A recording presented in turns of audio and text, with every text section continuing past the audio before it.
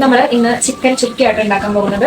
അപ്പൊ നമുക്ക് അതിലേക്ക് ആദ്യമായിട്ട് നമുക്ക് വേണ്ടത് സവാള നന്നായി ക്രിസ്പി ആയിട്ട് വറുത്ത് കോരണം. അപ്പൊ നമ്മൾ ആദ്യത്തെ പണി എന്ന് പറയുന്നത് അതാണ്. അത് കഴിഞ്ഞ് കഴിഞ്ഞാൽ പിന്നെ സിമ്പിൾ പരിപാടികളാണ്. ആദ്യം ഇതൊന്ന് വറുത്തിട്ട് കോരണം. ഓക്കെ, നമുക്ക് അതുവരെ വെയിറ്റ് ചെയ്യാറേ. നമ്മൾ ആദ്യം കുറച്ച് വെളിച്ചെണ്ണ ഒഴിച്ച് അത് ചൂടായതിനു ശേഷം നമ്മൾ സവാള ഇട്ടിട്ടുണ്ട്. ഇതൊന്ന് വറുത്ത് വരണം, നല്ല ബ്രൗൺ കളർ ആണ് കേട്ടോ. എല്ലാവരും ശരി ഞാൻ എന്തെങ്കിലും ഇരുന്ന് കുക്ക് ചെയ്യണമെന്ന്, കാരണം ഇത് എനിക്ക് കംഫർട്ട് ആയ കാരണം കേട്ടോ. കാരണം ഞങ്ങളുടെ ടേബിൾ ചെറുതാണ്. അപ്പൊ ഇവിടെ ഇരുന്നതിനെക്കാട്ടും നേരം ഇരുന്ന് കുക്ക് ചെയ്യണതാ കേട്ടോ. നമുക്കൊരു സാറ്റിസ്ഫാക്ഷൻ എങ്ങനെയും പറയാം. അപ്പോൾ നമ്മുടെ സവാള വറുത്ത് വന്നിട്ടുണ്ട്. നല്ല brown colour, golden brown colour ആയിട്ടുണ്ട്. നമ്മള് ഈ ബിരിയാണിക്കൊക്കെ മുകളിലൊക്കെ ഇടില്ലേ, അതുപോലെ തന്നെ ആയിട്ട് വറുത്ത് വന്നിട്ടുണ്ട്. ഇത് നമുക്ക് ഇതിന്റെ പ്ലേറ്റിലേക്ക് മാറ്റി. അങ്ങനെ നമ്മള് സവാള വറുത്ത് കോരിയിട്ടുണ്ട്. ഈ ചൂടുണ്ട്, ഒന്ന് ചൂടാറിയിട്ട് പതുക്കെ കൈയോട്ട് ഒന്ന് പൊടിച്ചെടുത്തിട്ട് വേണം ബാക്കി പരിപാടികൾ തുടങ്ങാൻ. അതേ നമ്മുടെ സവാള ചൂടാറിയിട്ടുണ്ട്. ഇനി നമുക്ക് പതുക്കെ ഒന്ന് കൈകൊണ്ട് പൊടിച്ചെടുക്കാവേ. വെറുതെ ഒന്നിങ്ങനെ ഒന്ന് അമർത്തിയാൽ മതി. അപ്പൊ തന്നെ പൊടിഞ്ഞു കിട്ടും കേട്ടോ. ഇത്തിരി വോളിയം തോന്നിക്കാനാണ് കേട്ടോ നമ്മളിങ്ങനെ പൊടിച്ചെടുക്കുന്നത്. മിക്സിയിലൊന്നും പൊടിക്കേണ്ട ആവശ്യമില്ല. വെറുതെ കൈ കൊണ്ടൊന്ന് പൊടിച്ചെടുത്താൽ മതി. ചെറുതായിട്ടൊന്ന് പൊടിച്ചെടുക്കുക. കാരണം ഇതിന് ശേഷമാണ് ഇനി ബാക്കി പരിപാടികൾ ഉള്ളത്. ഇതാണ് നമ്മൾ ചിക്കനിൽ ചേർക്കുന്ന സബോള. വേറെ സെപ്പറേറ്റ് സബോള എടുത്തിട്ട് വയറ്റണമൊന്നുമില്ല കേട്ടോ. അപ്പോൾ അതേ നമ്മുടെ സബോള വറുത്തതേ പൊടിച്ചിട്ടുണ്ട്. ഈ ഒരു പരുവം മതിയേ, കണ്ടില്ല. അപ്പോൾ അടുത്തത് ഇനി ചിക്കൻ മാരിനേഷനിലേക്ക് പോകാം. അതിനായിട്ട് നമ്മൾ ക്യൂബായിട്ടായിരിക്കും വെച്ചിരിക്കുന്ന ചിക്കനാണ്. ഞാൻ ചിക്കൻ ബ്രസ്റ്റ് പീസാണ് എടുത്തിട്ടുള്ളത്. ഇതൊരു 450 ഗ്രാം ചിക്കൻ ഉണ്ട്. നന്നായി കഴുകി വൃത്തിയാക്കി വെച്ചതാട്ടോ. ഇനി ഇതിലേക്ക് ആവശ്യത്തിന് തൈര് വയ്ക്കുക.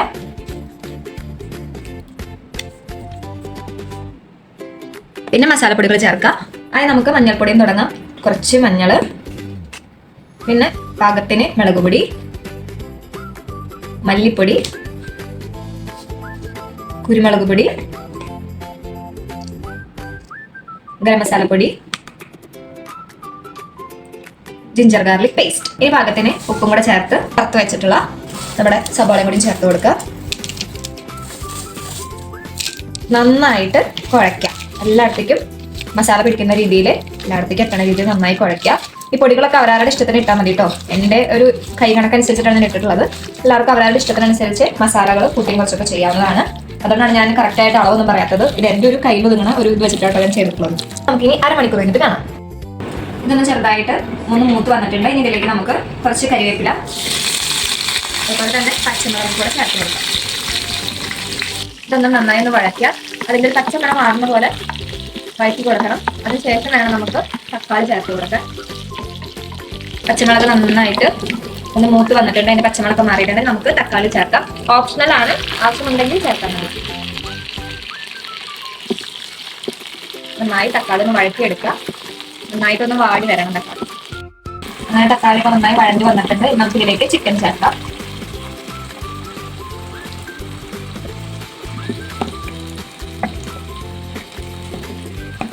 നമ്മളിതിലേക്ക് വേറെ വെള്ളമൊന്നും ചേർക്കുന്നില്ല ഇപ്പൊ തൽക്കാലം. ഇതൊന്ന് ഇതിൽ തന്നെ കിടന്നിട്ട് നന്നായി ഒന്ന് വെന്ത് വരണം. അതിനുശേഷം വേണമെങ്കിൽ മാത്രം ഒരു 1/4 കപ്പോളം വെള്ളം ചേർക്കാം. നമുക്കിപ്പോൾ ചേർക്കണം തോന്നും, പക്ഷെ നമ്മൾ ചേർക്കരുത്. ആദ്യം ഒന്ന് ഇതിനുള്ളിലെ ചിക്കനിലെ വെള്ളം ഒന്ന് ഇറങ്ങിയിട്ട് നോക്കിയതിന് ശേഷം മാത്രം കുറച്ച് 1/4 കപ്പോളം വെള്ളം ഒഴിച്ചിട്ട് നന്നായിട്ടൊന്ന് വറ്റിച്ചെടുക്കാം. ഇനി ഇത് നമുക്ക് നന്നായിട്ടൊന്ന് മൂടി വെച്ചിട്ട് വേവിച്ചെടുക്കാം.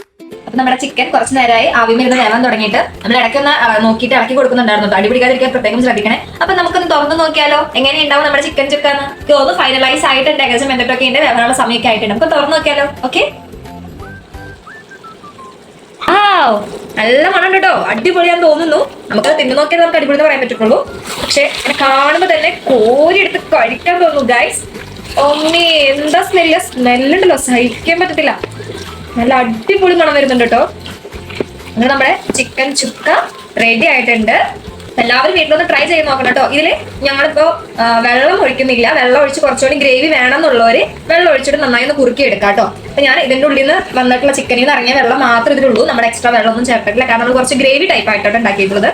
നിങ്ങൾക്ക് വേണമെങ്കിൽ കുറച്ച് വെള്ളമൊക്കെ ഒഴിച്ച് നന്നായി ഒന്ന് വറ്റിച്ചെടുത്ത് നിങ്ങളുടെ ആവശ്യത്തിനനുസരിച്ച് നിങ്ങൾക്ക് ഗ്രേവി ആയിട്ട് പൊറോട്ടയുടെ കൂടെ, വെള്ളത്തിൻ്റെ കൂടെ, ചപ്പാത്തിയുടെ കൂടെ, എന്തിന്റെ വേണമെങ്കിലും നല്ല കോമ്പിനേഷൻ ആണ്. അടിപൊളിയാണ്. എല്ലാവരും വീട്ടിൽ ട്രൈ ചെയ്ത് നോക്കണം.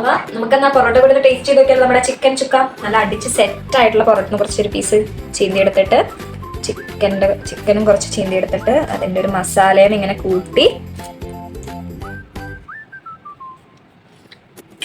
മക്കളെ പുള്ളി സാധനം. ടേസ്റ്റ് ഒന്നും പറയാൻ പറ്റില്ല. നല്ല അടിപൊളി സാധനം കേട്ടോ. എല്ലാവരും പരിചയം സിമ്പിൾ ആണ്. നമുക്ക് ആ സബോള വറക്കണതിന് ഒരു പണി മാത്രമേ ഉള്ളൂ. ബാക്കിയൊക്കെ സിമ്പിൾ പണിയാണ്. ആ സവാള വഴറ്റുന്നതിന് പകരം നമ്മൾ വറുത്തെടുത്തു, അത്ര മാത്രമേ ഉള്ളൂ പണി. പക്ഷെ എങ്കിലും അടിപൊളി കേട്ടോ, സൂപ്പർ. എല്ലാവരും ട്രൈ ചെയ്ത് നോക്കണേ ചിക്കൻ ചുക്ക. എല്ലാവർക്കും ഇഷ്ടമായി കഴിഞ്ഞിട്ടുണ്ടെങ്കിൽ ലൈക്ക് ചെയ്യുക, കമന്റ് ചെയ്യുക, ഷെയർ ചെയ്യുക, സബ്സ്ക്രൈബ് ചെയ്യുക. അപ്പം നമുക്ക് അടുത്ത വീഡിയോ മറ്റൊരു എപ്പിസോഡിൽ കാണാം. ബൈ.